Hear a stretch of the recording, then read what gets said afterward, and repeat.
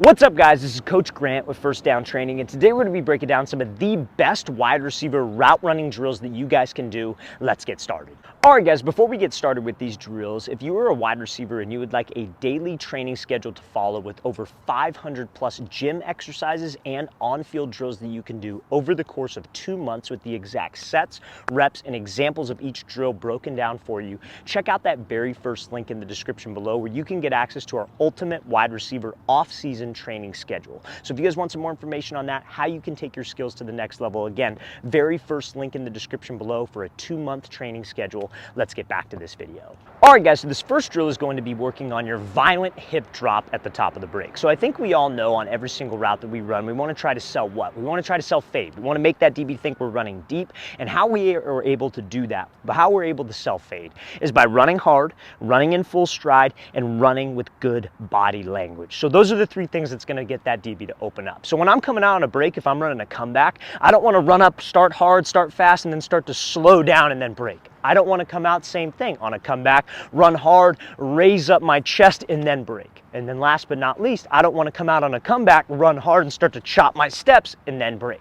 Now, all of that, so many wide receivers do it because it is very, very hard to stop yourself while running full speed. But this drill is going to work on you doing exactly that. So if I'm running a comeback route, like let's stay with the theme of that example. If I'm running a comeback route and it's time to break, I don't want to have a slow drop of my hips, because that slow drop of my hips just allows that DB more time to recover. And when you're running with that kind of speed, you have a slow drop of your hips, you're probably going to drift on the route and not make a sharp cut. So you want a violent change of direction to slow you down fast, to make a sharp cut and not give the DB time to recover. So that's what this drill is going to work on. So I call this a high knee drop. You're only going to need 2 cones for this, or you could do 3 or 4 cones if you'd like, but you're going to come out and essentially do that same high knee drop. And I'm going to show you how this will look full speed in a second, but it's essentially the same high knees that you've done a million times. So you're going high knees, high knees. As soon as you get up to this cone, we're going to have a violent drop on my hips, and it's not just one step, it's like a 1-2. So you're going to come up to this blue cone, high knees, 1-2, drop those hips. Hold this parallel, slightly below parallel position, because we're trying to build strength in that position. Then you're going to pop it back up, got the same thing, high knees, you get to the orange cone, same idea, violent level change. It is super important that we are focused on being violent with those hips. This is going to help you guys drop and change levels while running full speed, because you have fast hands, fast feet, while running in full stride because you're getting your knees up, and obviously having good body language, because that is also something that's important on a drill like this. So I'm going to show you how this drill is going to look full speed.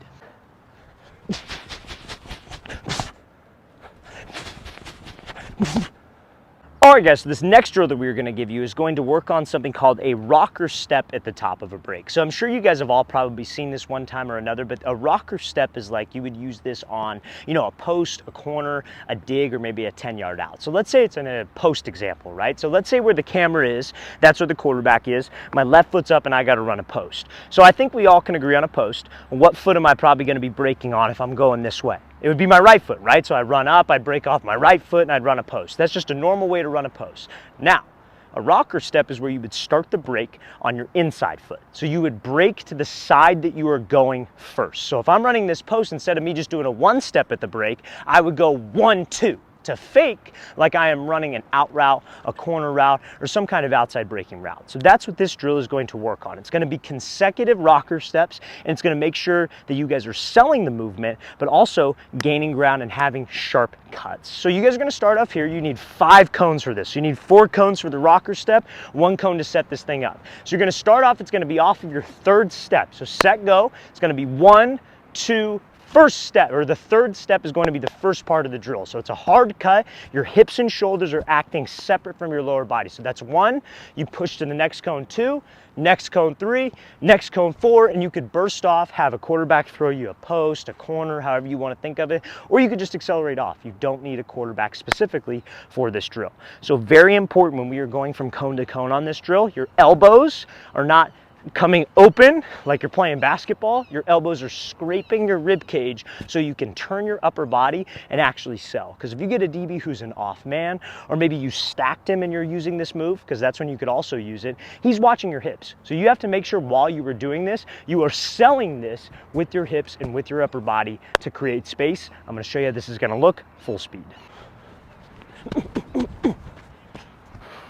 All right, guys, so when it comes to running routes, we talk a lot about, being able to self-fade, and then like on routes like a comeback, a curl, maybe a dig, a hitch, we talk about dropping my hips and getting into the break, but we don't necessarily spend enough time talking about how you can get out of the break. So like, let's say, for example, it's a comeback route, right? And let's say where the camera is, that's the quarterback, my inside foot up is my left foot. Let's say it's zone coverage and I'm running this route and I snap down. The trigger step is with my inside foot. So after I snap down, I don't want to be that guy that takes a million steps and my toes and my hips stay forward and then I just turn out of the break, because honestly, that is going to be flat out slow. We need to be able to get my hips turned out of this break as fast as possible. So that comes from having a good second step on this. So you snap down, you use your trigger step. My second step needs to almost pivot, hook, and drive to get out of this break. So this drill is going to be working on the hip rotation that you need to flip your hips on any type of break. It doesn't have to be a comeback, it could be a curl, it could be the hip rotation that you would need on a dig to get out of the break, but essentially it's just loosening up your hips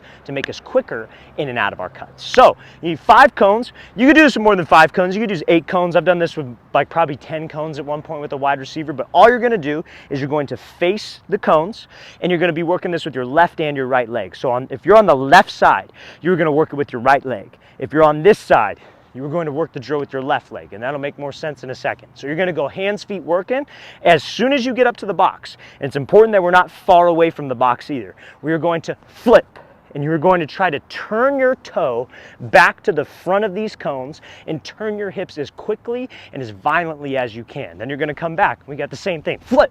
Come back. We got the same thing. Flip. And then come back on the last one. We flip and make sure that this foot does not get outside of your frame, because on this last cut, you're going to burst out and accelerate to get out of that break to simulate that quick hip flip we need at the top. So it's very important that we are violent with my feet on this. I'm flipping my hips quickly to simulate that same hip flip that you would need at the top of a break. Very, very important that we don't step far away from the cones and I'm reaching. Hey, stay close. How quick can I flip my hips to drive out of it? I'm going to show you this is going to look full speed.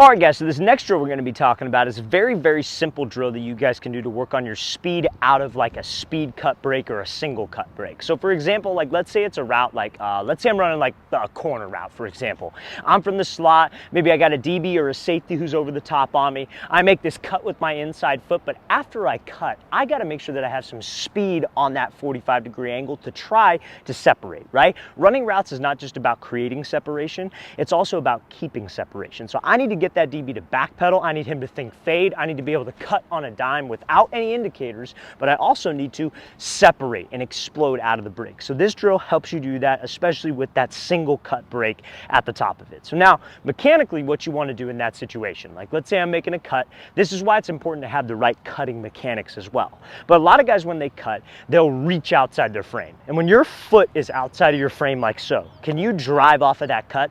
Probably not. What's going to end up happening is that you'll take extra steps, or you'll maybe break and round the break, and you won't get out at a sharp angle, which ultimately gives the DB more time to recover. So when we make this cut, we got to be able to cut and push off of this cut and push off of that ball middle arch of my foot. That's why it's super important that when we strike the ground, we are on that ball and middle arch, not my heel hitting heel toe. So this drill is going to help with that. So simply, all you're going to do, you need a 10-yard space. You can also do this with 5-yard space. But you're going to be here. You're going to be in this like lunged position. Your knee could be on the ground. I personally don't like it to be on the ground. I'd like it to be off. But your weight is going to be distributed and your heel is going to be slightly off the ground. So weight distributed forward, heel slightly off the ground. And all you're going to do when a partner says go, or whenever you please, if you don't have a partner, you are simply just going to push off of that foot and open up your hip and drive off of that lunge position. But that lunge position is very similar to the position that we get to when I'm running an actual route and I'm cutting while running full speed. I have to push and I have to be able to open up to get out of this thing. So I would suggest maybe doing 10 to 12 sprints off of the right leg, 10 to 12 off of the left leg. I'm going to show you how this drill is going to look full speed to help you guys get faster at the top of the break.